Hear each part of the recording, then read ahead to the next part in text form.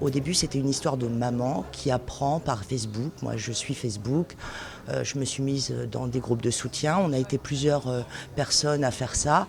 Et lorsqu'il y avait des appels, il y a eu des appels d'urgence en disant qu'il y avait des gosses dehors. Chacun a répondu, moi, bien sûr, on ne va pas laisser des gamins de 15-16 ans dehors. J'ai de la place, bien sûr. Sylvie, une amie avec qui au début on avait réfléchi.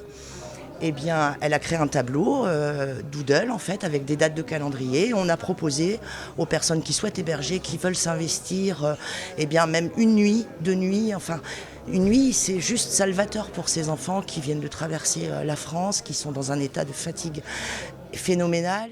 Là, on a 29 hébergeurs en 3 semaines. Par contre, on doit s'occuper aussi de 25 jeunes qui sont actuellement à la rue, qui dorment dehors.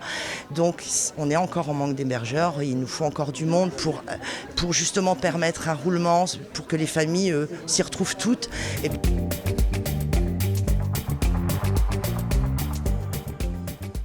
J'avais peur.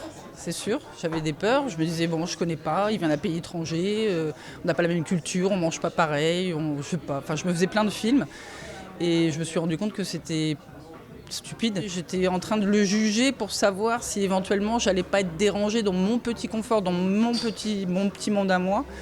Puis finalement, je me suis dit non, voilà la maison, voilà comment elle est, il y a 3-4 règles à respecter parce que j'ai mes petits principes à moi. Et puis ça s'est super bien passé. Et si je peux juste témoigner pour dire que ça sert à rien d'avoir peur. Enfin voilà, on peut laisser sa porte ouverte, il n'y a pas forcément quelqu'un qui va rentrer pour tout prendre à l'intérieur, quoi. Donc voilà.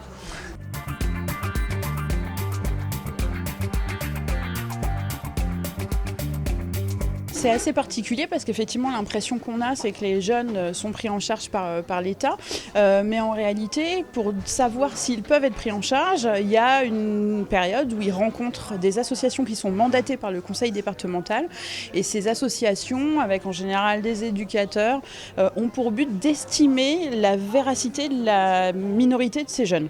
Quand ils sont déboutés, ces jeunes-là n'ont plus accès à aucun dispositif d'accueil. Et donc ils ne sont ni mineurs ni majeurs. Et comme ils ne sont ni mineurs ni majeurs, ils ne peuvent pas aller dans les foyers pour adultes non plus, ils ne peuvent pas travailler, ils n'ont accès à rien et donc ils ne sont pas logés.